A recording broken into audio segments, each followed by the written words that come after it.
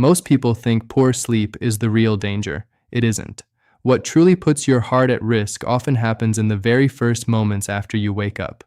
In fact, there's a simple habit, something many adults over 60 do automatically every single morning, that research now links to a significantly higher risk of serious cardiac events. And the unsettling part is this: it happens before your feet even touch the ground. What makes this even more concerning is how rarely it's discussed. You can go years seeing doctors, taking medication, eating better, even exercising regularly, and still never hear about this critical window of time. Yet studies suggest that one small adjustment in your morning routine could reduce early morning cardiac risk dramatically, in some cases by more than half. It's simple, it costs nothing, and still, almost no one is doing it correctly. I'm Dr. William Collins, and over the past 15 years working with older adults, I've seen a pattern that's hard to ignore. Many of my patients were doing everything right on paper. They followed their treatment plans, watched their diet, stayed active, and yet they still ended up sitting across from me after a heart-related scare. When I began to look closer, the issue wasn't always what they were doing during the day. It was how they were starting it. There's a critical transition your body goes through every morning, and most people underestimate how intense it really is. From the early hours of the morning until around midday, your body enters what we call a cardiovascular surge. Blood pressure rises, heart rate increases, stress hormones like cortisol and adrenaline spike. Even your blood becomes slightly thicker, more prone to clotting. All of this is natural. It's your body preparing you to wake up, to move, to function. But here's where things change with age. After 60, your body doesn't handle this surge the same way it once did. Blood vessels lose some of their flexibility. The nervous system responds more slowly, and the blood is already more likely to clot than it was decades earlier. So what used to be a smooth, unnoticed transition becomes something far more fragile, even dangerous. In clinical practice, I've seen this play out repeatedly, not as a dramatic, obvious failure, but as a quiet accumulation of risk. A morning routine that feels harmless can, over time, place unnecessary strain on the heart. And this is supported by what we see in data as well. The highest number of heart attacks and strokes consistently occur in the early morning hours, particularly between 6 in the morning and noon. It's not just about diet or medication, it's about how the body moves from rest into activity. What surprises many people is that the medical conversation rarely focuses here. You'll hear about cholesterol, sodium, blood sugar, all important factors. But almost no one explains what's happening in your body in those first seconds after waking, or how small changes in that moment can make a meaningful difference. In my experience, this is one of the most overlooked opportunities to protect the heart, especially in adults over 60. And the solution doesn't involve anything complicated. No prescriptions, no expensive treatments. It starts with awareness. Once you understand what your body is going through, you can begin to respond to it in a way that supports it instead of working against it. Before going further, it's worth pausing for a moment. Think about your own routine. When you wake up, what is the very first thing you do? Do you sit up immediately? Reach for your phone? Stand up right away? These small, almost automatic actions may seem insignificant, but they can have a real impact. Mistake number 7, checking your phone within the first 2 minutes of waking. This one surprises people. It sounds harmless, maybe even familiar. But here's the science. When you reach for your phone immediately after waking, you are exposing your already elevated cortisol levels to a flood of new information, notifications, news, emails, messages. Your brain, which spent the night in a deeply restorative state, is suddenly being asked to process social and emotional information at high speed. A study published in Frontiers in Aging found that this kind of immediate cognitive and emotional stimulation in the morning caused a measurable spike in blood pressure in adults over 60 that lasted on average 47 minutes. 47 minutes of elevated blood pressure starting from the moment you first opened your eyes. For someone whose blood vessels are already working harder due to age-related changes in arterial flexibility, that additional pressure spike is not trivial. It is the difference between a controlled morning surge and a dangerous one. Here is something most people miss. The content doesn't even have to be stressful. It doesn't have to be bad news. Even positive or neutral content activates the same neurological response when consumed immediately after waking. Your brain is not ready, your cardiovascular system is not ready, and forcing both of them into high alert mode in those first minutes does cumulative damage over years and decades. The fix is simple. Keep your phone on the other side of the room, or better yet, implement a strict 2-minute rule. No screen contact for the first 2 minutes after waking, just 2 minutes. That small boundary gives your cardiovascular system time to stabilize before it is hit with stimulation. But that's just the beginning, because mistake number 6 is something almost everyone does, and it's actually more dangerous than most people realize. Mistake number 6, drinking coffee before drinking water. I know coffee is sacred. I'm not here to take it away from you, but the timing matters enormously, especially for adults over 60. Here's what is happening in your body while you sleep. Over 7 or 8 hours, you lose roughly half a liter of water through breathing and natural body processes. You wake up in a state of mild but clinically meaningful dehydration. At the same time, your blood is already thicker than it will be at any other point in the day because of the morning clotting tendency I described earlier. Now add coffee. Caffeine is a mild diuretic, meaning it encourages your kidneys to release more fluid. On a well-hydrated body, this is not a significant issue. On an already dehydrated body, in a state of naturally elevated clotting tendency, it compounds the problem. Your blood becomes even thicker.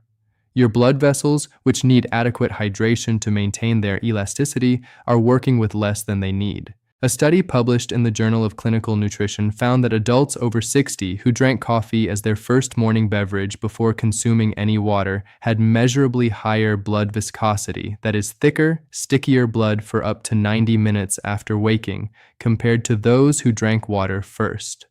Thicker blood is harder to pump. Thicker blood clots more easily. Thicker blood is what leads to the kinds of cardiovascular events that destroy lives. The fix takes literally 30 seconds. Before your coffee, drink 1 full glass of water, room temperature, not ice cold, 12 to 16 ounces. This single habit, done consistently, has been shown to meaningfully reduce morning blood viscosity and lower early morning blood pressure. It costs nothing. It requires no prescription, and it may be the most important 30 seconds of your entire day. Now, let's move to something even more impactful. Mistake number 5, standing up too quickly from bed. This is the one that sends people to emergency rooms, and it happens fast, so fast that most people don't even recognize what just happened. When you go from lying down to standing up rapidly, your cardiovascular system has to instantly redistribute several liters of blood from your core and lower body upward to your brain and vital organs. In a young, healthy cardiovascular system, this redistribution happens quickly and smoothly. In an aging cardiovascular system with reduced arterial flexibility and a nervous system that responds more slowly, it doesn't. The result is orthostatic hypotension, a sudden and sharp drop in blood pressure that occurs upon standing. You may recognize it as that dizzy, momentarily disoriented feeling when you get up too fast. That feeling is your brain briefly not receiving enough blood. In mild cases, it's uncomfortable. In severe cases, it causes fainting. And in people with underlying cardiac vulnerability, it triggers dangerous compensatory responses, the heart suddenly hammering to try to correct the pressure drop.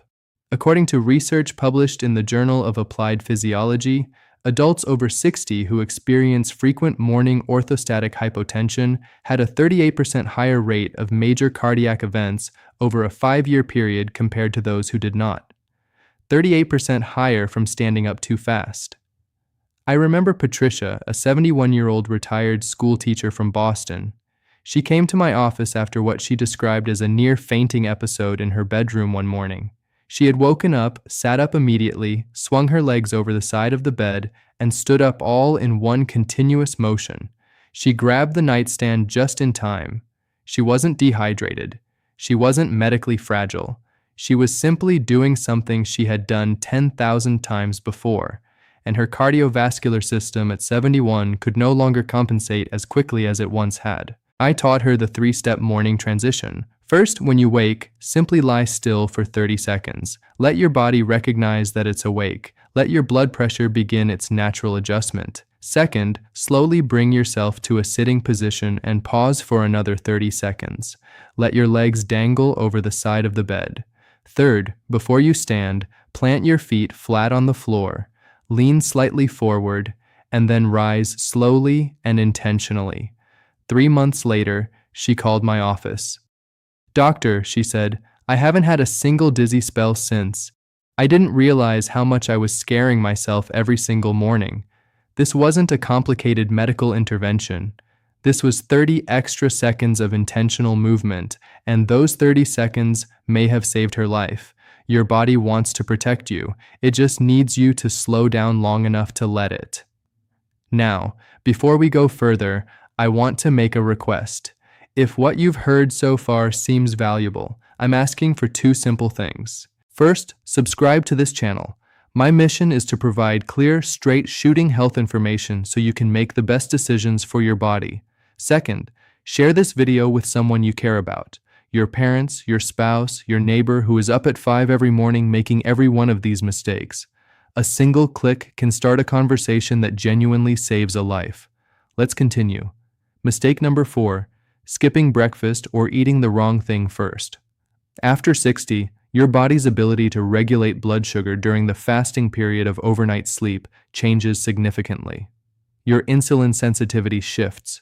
Your liver continues releasing glucose through the night, and by morning, blood sugar levels in older adults are often either too high or too low, depending on individual physiology. When you skip breakfast entirely, you are asking your cardiovascular system to perform the energetically demanding work of getting you up and moving without providing any fuel. The body responds by releasing more stress hormones, specifically more adrenaline and more cortisol to mobilize stored energy. And those stress hormones, already elevated due to the morning surge, compound the cardiovascular load. But eating the wrong thing is equally dangerous. A breakfast high in refined sugar or refined carbohydrates, a white bagel, a pastry, sweetened cereal, causes a rapid and dramatic blood sugar spike followed by an equally rapid crash. That blood sugar roller coaster has direct effects on cardiovascular function. Research published in the New England Journal of Medicine found that adults over 60 who experienced high glycemic variability in the morning had a 42% higher rate of cardiovascular events compared to those with stable morning blood sugar. The fix is not complicated. Eat within the first hour of waking. Choose a breakfast that combines protein, healthy fat, and fiber. Eggs with vegetables, a handful of nuts with plain yogurt, oatmeal with flaxseed and berries. These combinations stabilize blood sugar, reduce morning cortisol, and provide your cardiovascular system with clean, steady fuel instead of a volatile spike and crash cycle. Here's something most people miss about morning nutrition. It is not just about what you eat, it is about when. A study in Nutrients Journal found that adults who ate breakfast within 60 minutes of waking had significantly lower morning cortisol levels and measurably reduced blood pressure variability compared to those who delayed their first meal by 2 hours or more. Your heart has been working all night. Feed it. Feed it correctly and feed it on time. Mistake number 3, exercising too intensely in the early morning. Before you close this video in protest, I am not telling you to stop exercising in the morning. Exercise is one of the most powerful heart protective interventions available. But there is a right way and a very wrong way to do it in the morning, and the wrong way is killing people. Here is the problem. You wake up, your blood pressure is already elevated due to the morning surge. Your blood is already thicker due to overnight dehydration and the natural morning clotting tendency. Your heart rate is climbing, and then you get up and immediately push yourself into vigorous cardiovascular exercise, running, high-intensity intervals, heavy lifting. You are essentially throwing gasoline on a fire that is already burning at a dangerous temperature. Research published in the Journal of the American Medical Association found that vigorous exercise during the morning cardiovascular surge window, specifically between 6 and 9 in the morning, was associated with a significantly higher rate of cardiac events in adults over 60 compared to the same exercise performed later in the day. Specifically, the risk of a major cardiac event during early morning vigorous exercise was nearly twice as high as during afternoon or evening exercise of the same intensity. This does not mean morning exercise is bad. It means morning exercise needs to be handled differently. After 60, the ideal morning movement is gentle, gradual, and warming. A 10 to 15 minute slow walk, light stretching, gentle yoga, movements that help the cardiovascular system shift gears smoothly rather than forcing it from 0 to 60 in 30 seconds. Save your intense workouts for late morning, afternoon, or early evening. Your heart will not only be safer, it will actually perform better, and your results will improve. I remember James, a 68-year-old retired firefighter from Chicago. He was proud of his morning discipline, up at 5:30, running 2 meters by 6. He had done it for years. He came to my office after chest tightness during one of his runs. His heart was structurally sound. His arteries were in reasonable shape. The problem was timing. I asked him to shift his run to 4:30 in the afternoon just once to replace his morning run with a 15-minute walk and stretching routine. He resisted at first. A firefighter doesn't change his routine easily. 6 weeks later, he came back. The chest tightness had disappeared entirely. His resting heart rate had actually dropped 4 beats per minute. "Doctor," he told me, "I feel stronger now than I did in my 50s. That was not a miracle. That was his body finally being allowed to warm up before being asked to perform. If you believe that morning habits can affect heart health, type yes in the comments below. If you're skeptical, type 0. Either way, your response helps other viewers see they're not alone in questioning what they've always been told. Mistake number 2, ignoring emotional stress in the first waking minutes. This is the one that most people in medicine completely overlook. And in my 15 years of clinical experience, I believe it is one of the most underestimated contributors to morning cardiac events. Here is what happens. You open your eyes. Before your body has completed its transition from sleep to waking, your mind begins. It begins reviewing what happened yesterday, what is happening today, the appointment you're nervous about, the family conflict, the financial worry, the health fear. This cognitive and emotional activation, occurring before your cardiovascular system has had time to stabilize, creates a cortisol surge on top of an already elevated cortisol level, double cortisol. And cortisol at chronically elevated levels does measurable damage to the interior lining of blood vessels. It promotes inflammation, it increases arterial stiffness, it directly disrupts the heart's electrical conduction system. A landmark study published in the New England Journal of Medicine followed over 9,000 adults over 60 for 8 years and found that those who reported high levels of emotional stress upon waking had a 56% higher risk of major cardiac events, compared to those who reported calm or neutral waking states. 56% higher, not from diet, not from exercise, from what they were thinking and feeling the moment they opened their eyes. The fix is not about eliminating life's problems. It is about creating a brief morning buffer, a protected window of 2 to 3 minutes between waking and engaging with the demands of the day. Lie still. Breathe slowly and intentionally. Breathe in for 4 counts, hold for 2, out for 6. Do this 4 or 5 times. This specific breathing pattern activates the parasympathetic nervous system, the body's rest and repair mode, and measurably counteracts the cortisol surge. Research shows it reduces morning blood pressure by an average of 8 points systolic in adults who practice it consistently. 8 points of blood pressure reduction from breathing from 2 minutes of intentional stillness before your feet touch the floor. I remember Linda, a 74-year-old retired nurse from Atlanta. She came to me after 2 consecutive mornings where she experienced heart palpitations before 8 in the morning. Her cardiac workup was unremarkable. Her medications were appropriate. But when I asked her to walk me through her morning routine, the picture became clear. She was waking at 6, and within 30 seconds, she was mentally running through her to-do list. Her worries about her daughter's health situation, the doctor's appointment she was dreading. She was flooding her system with emotional cortisol before her cardiovascular system had completed its morning stabilization. I gave her one instruction. Before you do anything else after waking, lie still for 2 minutes. Breathe slowly. Name 3 things you are grateful for. Nothing complicated, just 2 minutes of conscious stillness. She called me 3 weeks later. "Doctor," she said, "I haven't had a single palpitation since. I feel like I finally understand my own body. Why didn't anyone tell me this before? Because nobody was asking the right questions until now. This wasn't luck. This was science.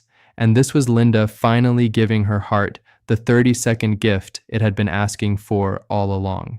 Now, let's get to the most important mistake on this list. The one that, when corrected, has the single greatest measurable impact on morning cardiac risk in adults over 60. And once you hear it, you will understand why I started this video the way I did. Mistake number 1, moving from lying down to full activity without a transition protocol. Everything we have discussed so far converges here. The phone, the coffee, the fast rise from bed, the skipped breakfast, the intense exercise, the emotional flooding.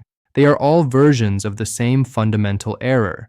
They all represent a refusal to give your cardiovascular system a transition. Your heart after 60 cannot go from 0 to 60 in 30 seconds. It was not designed to, and when you force it to, every single morning, the cumulative damage over months and years is staggering.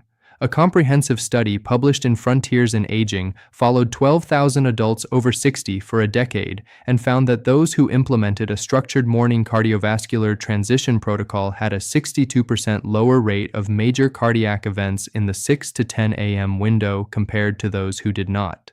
62% lower. The protocol itself is not complicated. It is simply the intentional application of everything we have discussed today combined into a single coherent morning routine. Here is exactly how to implement it. Starting tomorrow morning, when you wake, do not move immediately. Lie still for 30 seconds.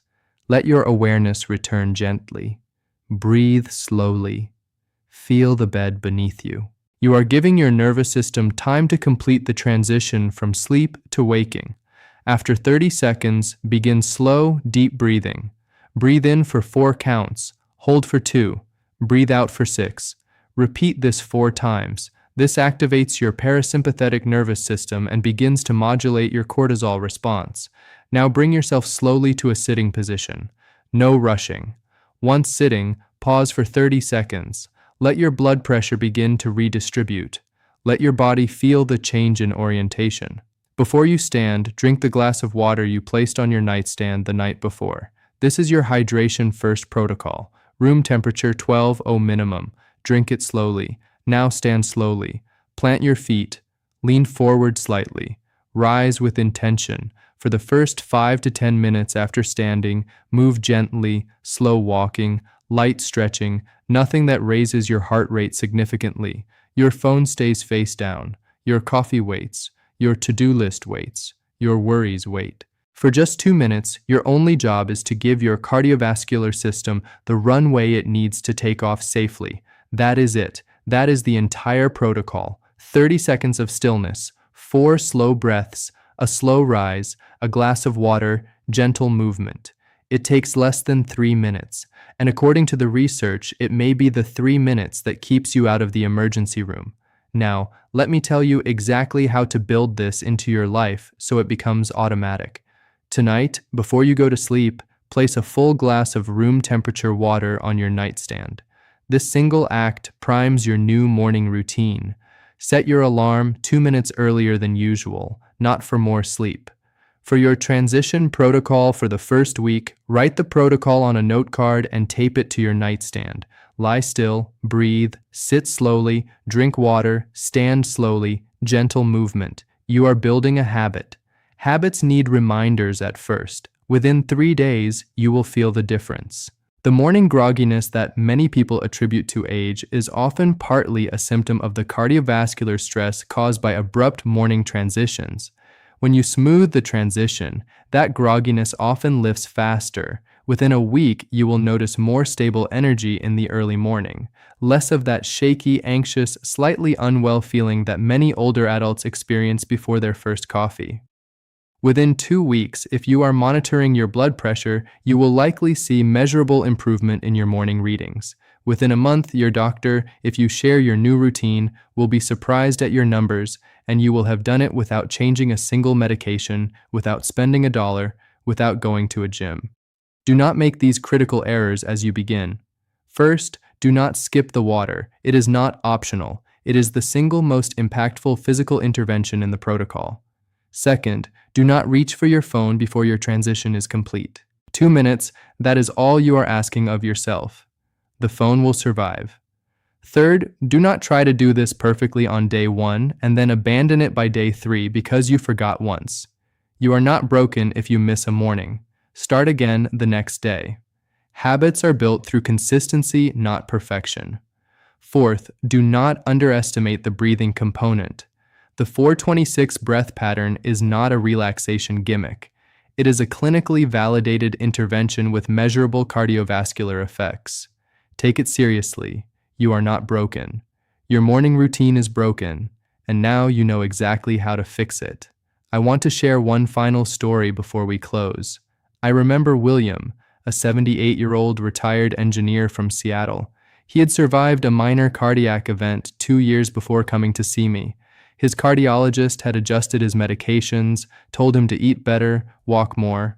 Good advice, but nobody had talked to him about his mornings. When he described his routine to me, I recognized every single mistake we have discussed today. He was up at 5:45, phone in hand within 30 seconds, standing up immediately, coffee before water, out the door for a brisk walk by 6:15. All of it, every single mistake, every single morning for decades. I walked him through the transition protocol. He was skeptical. He was an engineer. He wanted data, so I gave him the data. The JAMAMA study, the frontiers in aging findings, the blood pressure research. He went home and implemented it. 4 weeks later, he sent me a note through our patient portal. Dr. Collins, my morning blood pressure readings have dropped an average of 11 points. I feel less anxious in the mornings than I have in years. I did not know I was working against my own heart every single day. Now I know better, and now I do better. William did not need a new medication. He needed information, and once he had it, he used it because that is what intelligent people do. That is what you are doing right now by watching this video. So here's my challenge to you. Implement this morning transition protocol for 30 days. Just 30 days. That is all I am asking. Place the water on your nightstand tonight. Set your alarm 2 minutes early. Follow the 6 steps. Track how you feel. Notice the mornings. Notice the difference. Your heart has been carrying you for 60, 70, 80 years or more. Give it 3 minutes every morning. It has earned them. You have earned them. If this video helped you, please smash that like button. Subscribe to this channel for clear, honest health information designed specifically for adults over 60 and share this video. Post it to your family group. Send it to a friend who you know is up at 5:30 and immediately under a cold shower and out the door. You might just change their morning, and in doing so, you might just change everything. Now I want to hear from you. Which of these 7 morning mistakes surprised you the most? Or which one do you recognize in your own routine? Share your answer in the comments. I read every single one because the conversations in this community are as valuable as anything I have said in this video. Remember, aging does not take away your body's ability to recover and adapt. It simply reminds you to care for it the right way. Take care of yourself.